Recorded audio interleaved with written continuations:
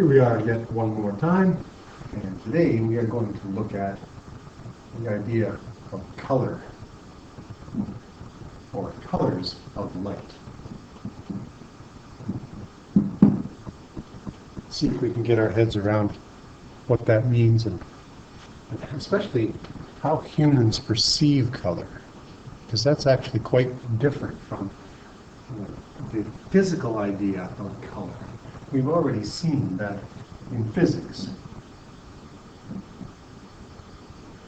No, physics. Let's write physics.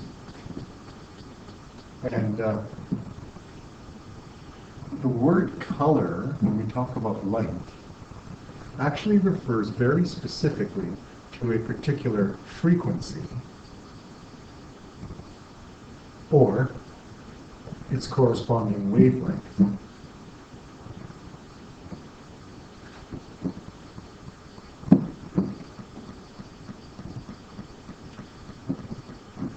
And of course, color could refer to any kind of electromagnetic radiation.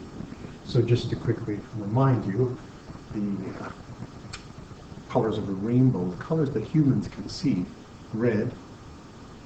I don't have orange, so I'll have to just maybe do orange like this.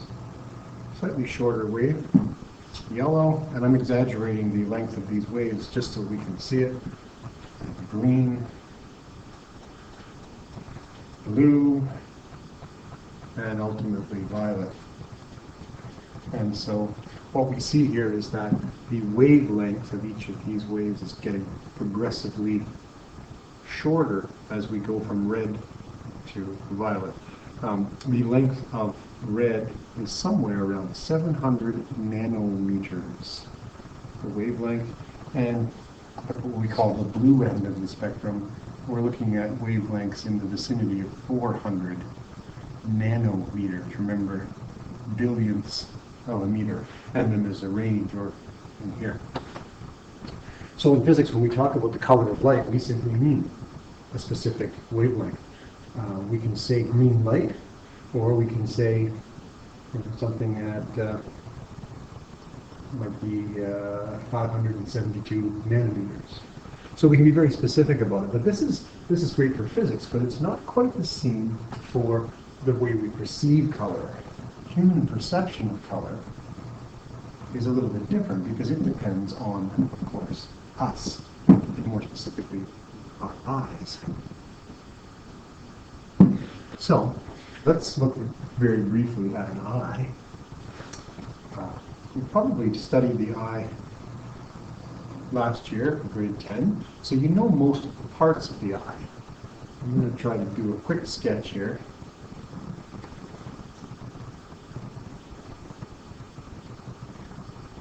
What an eye might look like. So what we have here, let's make it a bluish color eye.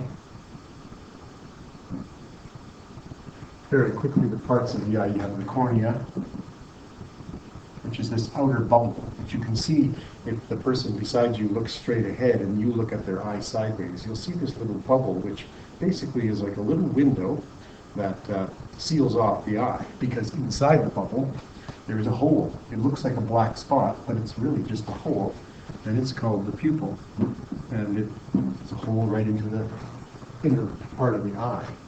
Then we have this colored part of the eye, which is called the iris, which is a muscle that opens and closes. It's like a sphincter, and it regulates the size of the pupil to let the light in and out.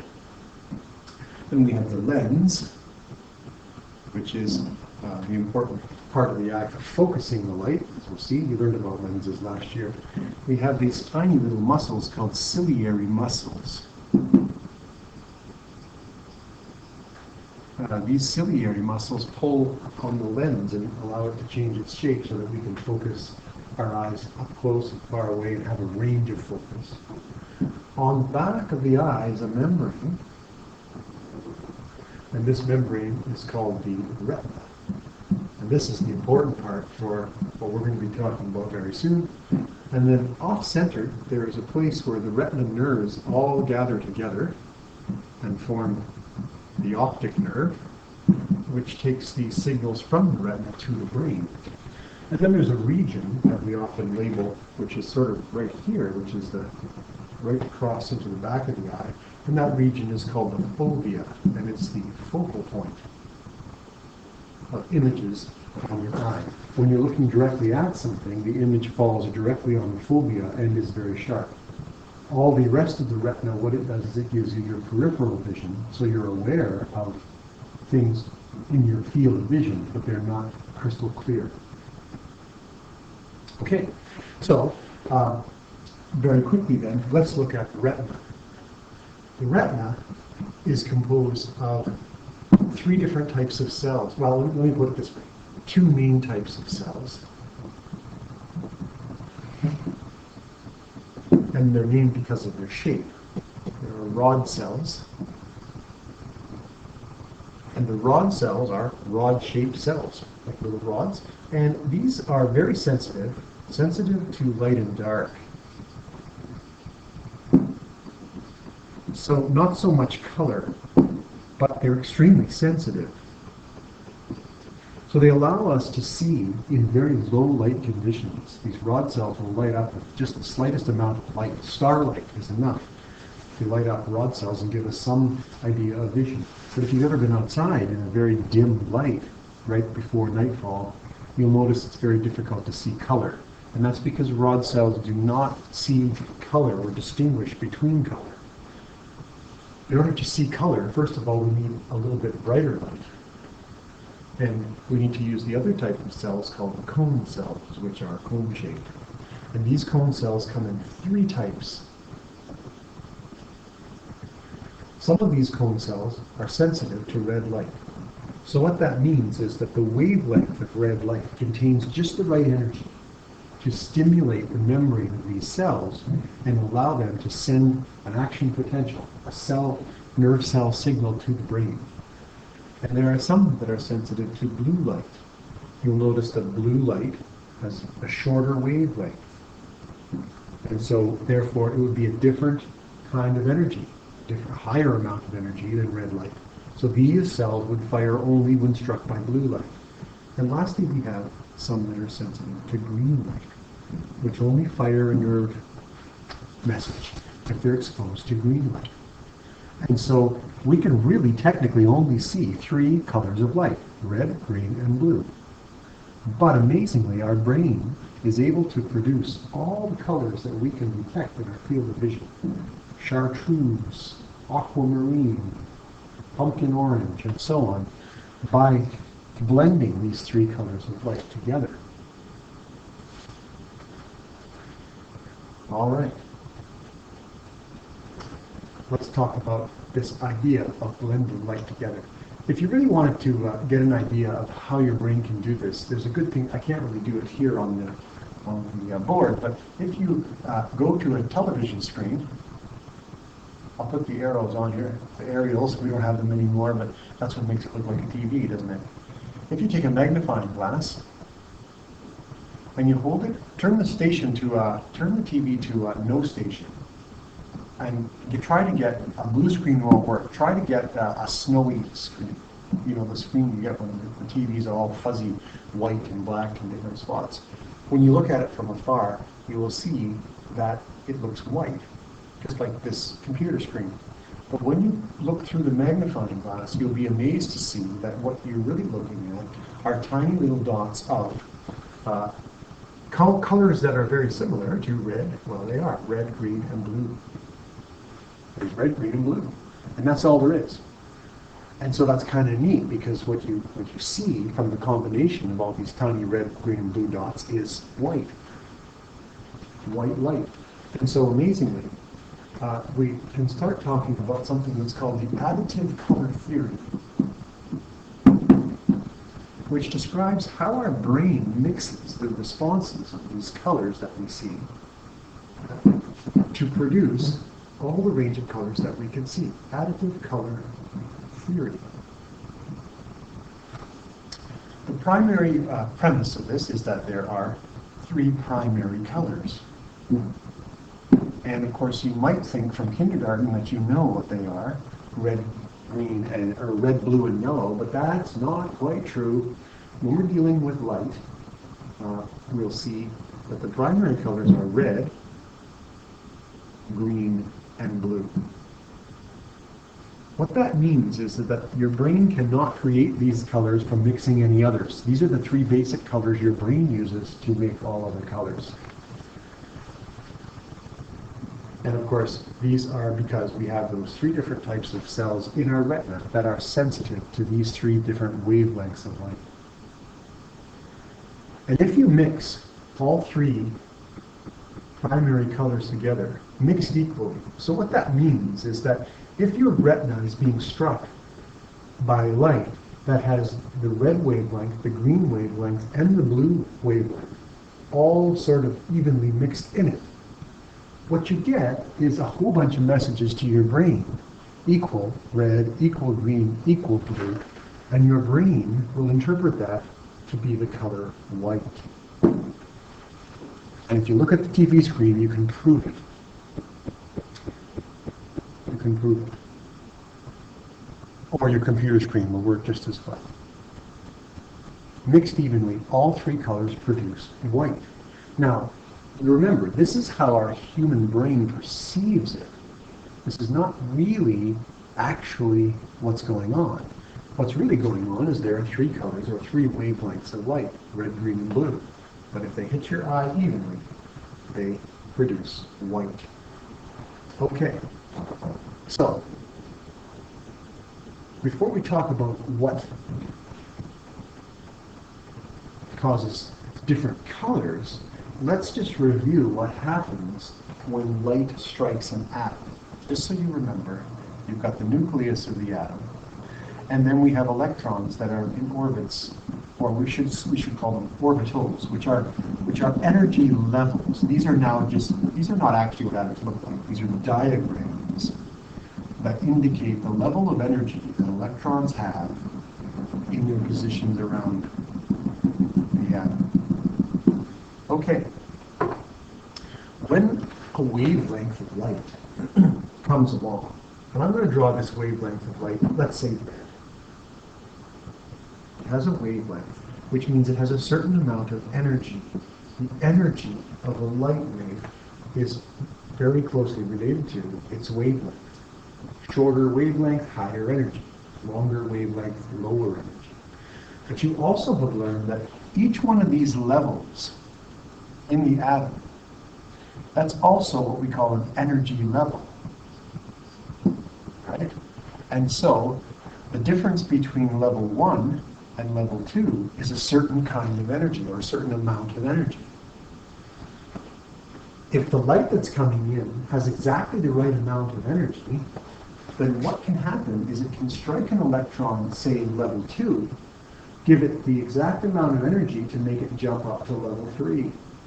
And the electron can jump, but then it's going to be unstable in its new position, and so it's going to drop back down and release that very same energy. And you'll recall that when an atom has energy levels in its outer orbits that are where electrons are bouncing, you tend to get heat or infrared, but it's the sort of, I would say, lower outer orbits where we tend to get the colors of light. So let's say that this red light hits this electron, and let's say there's an electron right here in level 2, and it's just the right energy to jump up. The electron jumps back, and when it jumps back, it gives off that red light again. So we say that the light has reflected or bounced off. But what if there was blue light? If blue light was coming in, perhaps the blue light is not the right amount of energy to make any of the electrons jump, or at least maybe not the inner ones. Maybe it's going to make this level 4 jump. Okay? But maybe it's just going to vibrate the atom. It's going to cause an increase in the atom's overall vibration. And so what will happen is that this will not come back. It will come back, but it will come back as what we call heat. It'll be reflected as heat, infrared, and we won't be able to see that. So basically what we say is the energy that is reflected that we can see, like this red light, We call this reflected light. But energy that is turned into heat by the atom, we call that absorbed light. Absorbed in the sense that we no longer can see anything. So depending on the molecular structure of the substance, its electrons inside will decide or determine what kind of light is reflected and what is turned into heat. And that also then determines what color the object is. The red ink on the board in front of you where it says reflected is a program that is telling the computer to only shine red dots on that part of the screen. So only red is coming out of the screen. But if you have a beautiful red apple, let me draw that beautiful red apple. There it is, nice little apple, red. White light shining from the lights above your head consists of red, blue, and green. Remember, we already said that the white light is a mixture of all three. However, the molecules inside the skin of the red apple reflect red light so that our eye, looking at the apple, there's a side view of an eyeball, sees this red light coming off, and it hits our retina, and it stimulates the red cone cells, which send a message to our brain saying, oh, red. But the green and the blue turn into heat, which our eye cannot see. They actually make the skin of the apple warmer. However, we don't see it. So even though we have white light shining in on the apple, we say the apple reflects red, but it absorbs green and blue. And so our eyes only get the red cone cells stimulated by the red light. We only see red. So that's why apples are red. If we take a blue object, trying to think of something that's blue. Well, let's say we have a ball, a playground ball that's blue. White light from the sun shines on it, red, green, and blue. We have to remember that those three things are always hidden in white light. The ball molecules have different electrons, which have different energy levels. And so it's the blue that reflects from the ball to our eyes. The red and the green turn to heat. And so only the blue cone cells would be stimulated, and we would say, oh, this ball is blue. Now, what happens if you get more than one? Let's take a yellow banana. Oh, let's first talk a little bit more about this now that we've gotten that far. Remember, we set up here how the three mixtures evenly mixed together produce white. Let's look at some of the other weird combinations that happen. And we'll do this with a chart. If we take the three primary colors, red, green, and blue light. Now remember, this is always light we're talking about. You're probably anxious to hear more about, well, how come when you mix paint it's different? We're going to get to that in a different theory later. Let's keep focusing on the fact that these are light rays reflecting off of things. Okay? So these are the primary colors.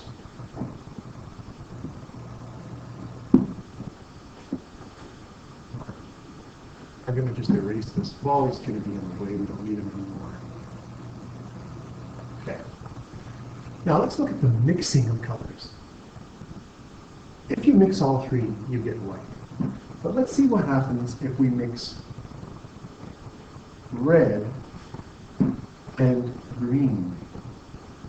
Well, if you have light hitting your eye, and both the red cone cells and the green cone cells are stimulated by the light, then interestingly enough, and this is weird, your brain will interpret that color as yellow. You think, whoa, that doesn't make sense. But it's true. If your brain gets a red and a green cell lit up equally together, it's going to interpret the message as yellow. If you get a green and a blue light mixed together, which one makes a little more sense, then your brain, I'm not going to write this in color because I don't have this color, or maybe I do. I wonder if I can get more colors. Here we go. Yeah, this would be about the color, sort of about here. These two will produce what we call a cyan color. Green and blue mixed together. So if your brain gets a signal from a green and a blue cone cell at the same time, it will interpret the message as the color cyan. And then, if you get red mixed with blue, that's the only one we haven't done yet, then your brain will interpret that color as a kind of a magenta color. I don't see magenta here at all. There's a good magenta right above there. Let's try that. A magenta. So if you mix two, your brain will see these what we call secondary colors. These are the secondary colors because they are made of equal parts of any two. Now, you can extend this idea. What if your brain gets 4 reds and 2 greens lit up together? I'm talking about cone cells. Well, it would be a yellow, but it would be a more reddish yellow. And what if you got, lots of green, a small bit of blue, and maybe 1 or 2 reds? Well, what would happen is the different ways that you could mix, or the different number of cone cells of each of these colors, would blend to produce basically all the colors that we can see. And in fact, if I look at the screen here, and we look at all these colors, and if I press define, you see this band here. And what I can do is I can move this around, and if you look, I can pick, if you look at what's happening to the band over on the side, right? So here's what happens if I have just red. And if I start to mix in a little bit of yellow, I get orangish, red and yellow. If I mix, see, this is basically mixing colors. And by moving my finger around, I can select different amounts of red, green, and blue, and be able to get a different idea of the colors. In fact, I can click on here, red, and I can tell the computer to specifically shine a certain amount of red. So let me try that. Let me say 10. A little bit of red. So you could imagine you had 10 cone cells lit up. I'm going to say 40 green, and I'm going to say 2 blue.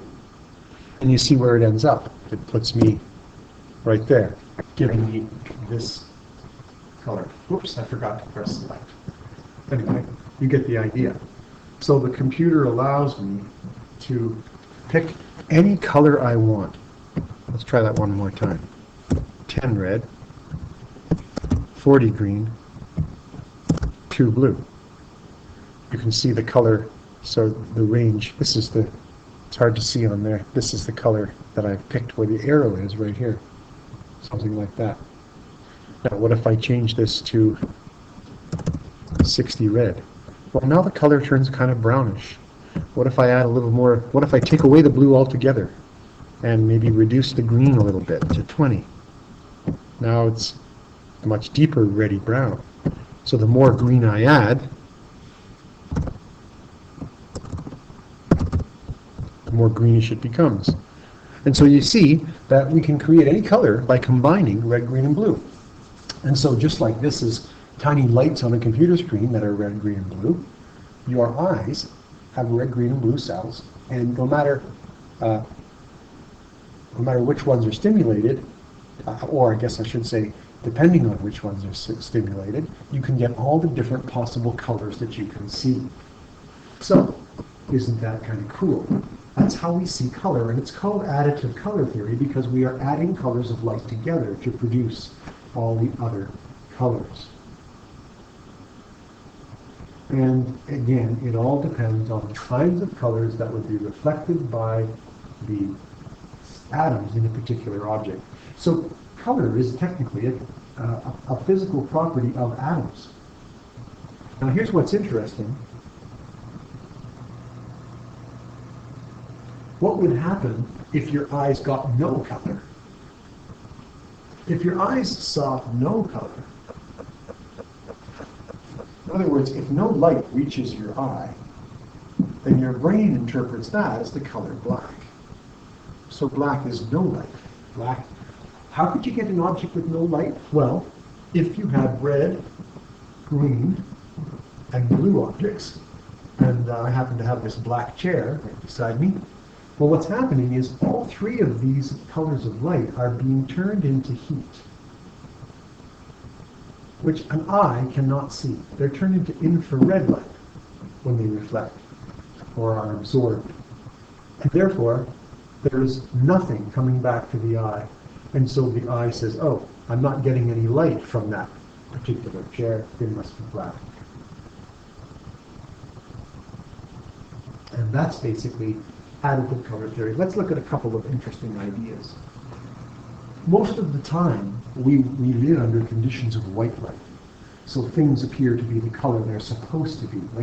Like a banana is yellow. Here's a banana. Sad looking banana. Because when the sunlight shines on it, the sunlight is composed of red, green, and blue because white light.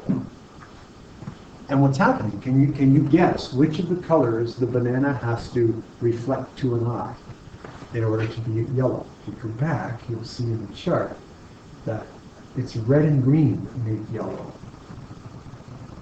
If red and green make yellow, that means that the banana must be reflecting both the red light and the green light to an eyeball that's looking at it.